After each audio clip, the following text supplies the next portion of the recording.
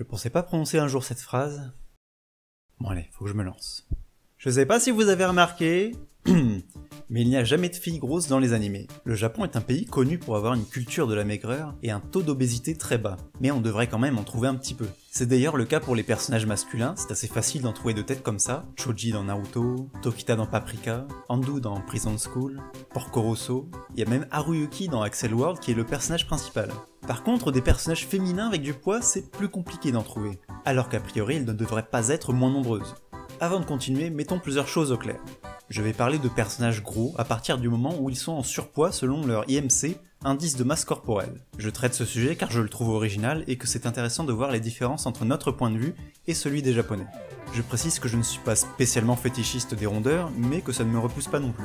Et enfin, comme selon YouTube mon public est majoritairement féminin, j'en profite pour partager un petit secret avec vous les filles.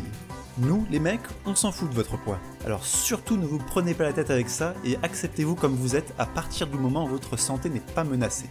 Bref, j'ai cherché et trouvé pour vous 5 filles grosses dans les animés. Je précise que j'ai écarté tout ce qui était basé sur le fanservice ou complètement disproportionné.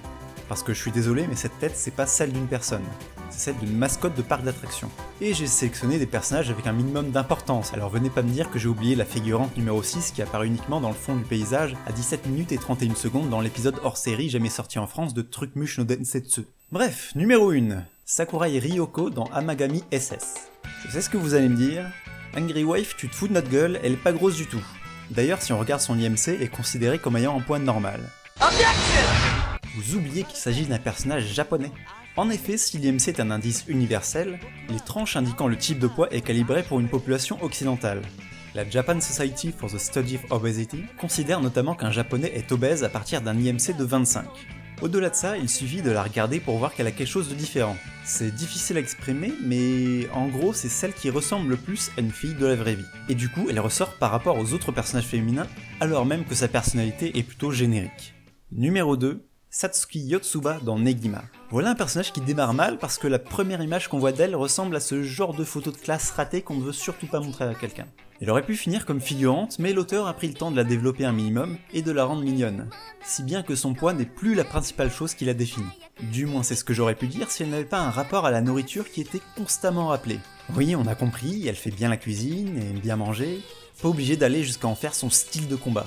Là on touche un point sensible. Dans les animés et mangas, les personnages gros sont souvent caricaturaux. Soit ce sont des geeks ou otaku cloîtrés chez eux, soit ils passent leur temps à manger, soit ce sont des méchants. C'est plus rare qu'ils soient principalement définis par leur personnalité, comme c'est le cas pour numéro 3, Tamako Inada dans Silver Spoon. Ah, voilà un personnage avec un fort caractère, une femme forte et indépendante traitée de la même façon que tous les autres personnages secondaires. Enfin, presque. Silver Spoon c'est principalement de la tranche de vie comique, donc il y aura forcément des gags en rapport avec son poids. Mais comme c'est dans le ton global du manga, ça va. Et tous les personnages ont le même genre de traitement. Il s'agit du troisième point important à aborder. Les animés et mangas, c'est de la fiction, donc pas besoin d'être limité par le politiquement correct. Personnellement, à partir du moment où ça n'est pas gratuitement méchant, je pense qu'on peut faire de l'humour. Bon après il y a quand même deux trucs un peu abusés.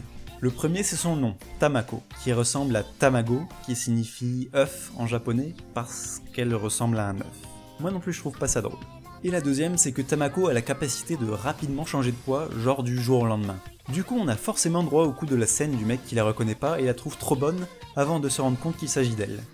Enfin bon, ça aurait pu être pire, c'est pas comme si tout le manga était basé sur cette blague. Numéro 4, Kai Serinuma dans Kiss Him Not Me.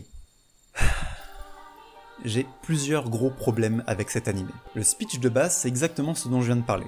Kai est une fille en surpoids qui, après être restée enfermée dans sa chambre pendant une semaine, devient super bonne et populaire auprès des beaux gosses de son lycée.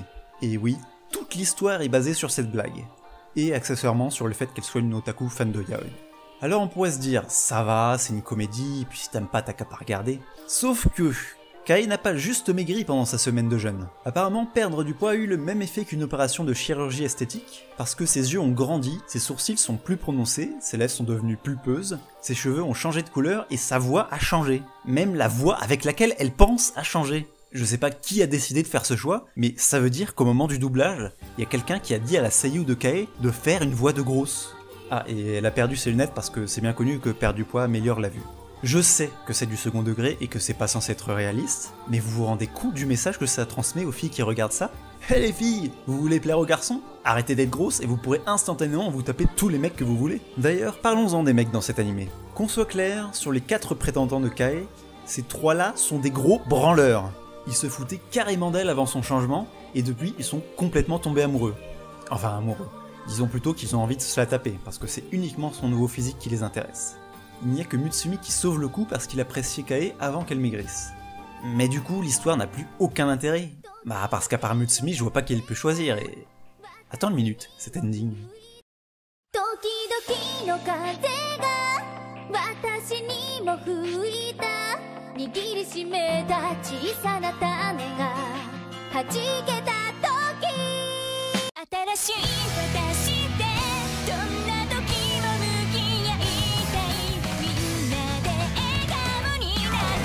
Ok, c'est sûrement juste moi. Bon, du coup, est-ce qu'il existe un personnage féminin avec des rondeurs mais qui ne soit pas défini par celle-ci? Numéro 5, Aoi Minamo dans Real Drive. Un peu dans le même genre que Sakurai, on peut pas vraiment dire qu'elle soit grosse, mais en voyant ces images, on peut pas non plus dire qu'elle est mince. Avec la forme de son visage, la taille de son cou et celle de ses cuisses, elle apparaît assez différente des filles d'animé en général. Après, selon ses mesures officielles, elle est censée être toute mince, mais moi j'y crois pas trop. Ah, et si je l'ai choisi, c'est parce que c'est l'un des personnages principaux de la série. Mais si vous n'êtes toujours pas convaincu, je peux vous présenter Yukino, sa meilleure amie, ou encore Holland, une androïde, qui sont 2 personnages récurrents. D'une manière générale, les personnages féminins de Real Drive ont des proportions plus réalistes que dans les autres animés. Mais surtout, elles le sont pour aucune raison spéciale. Pas de fanservice, pas de gags liés au poids, pas de stéréotypes de cuisinière ou d'otaku, c'est juste comme ça devrait l'être, c'est-à-dire normal. Real Drive est un animé pas très connu alors qu'il a été réalisé par le studio Production IG et Masamune Shirow, l'auteur de Ghost in the Shell.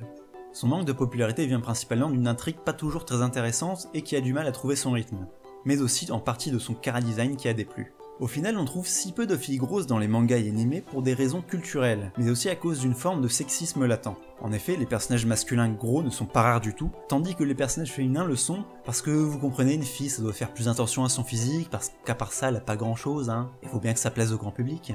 Du coup, quand elles ont du poids, ça doit forcément être justifié par quelque chose comme le fanservice pour le public qui apprécie, ou la cuisine.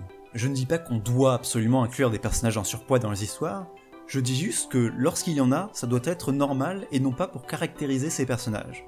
Ou alors, utiliser ce caractère pour en prendre le contre-pied, comme dans le manga Chihaya-san wa Sonomama Dei, qui veut littéralement dire « Chihaya est bien comme elle est », en cours de publication au Japon uniquement pour le moment.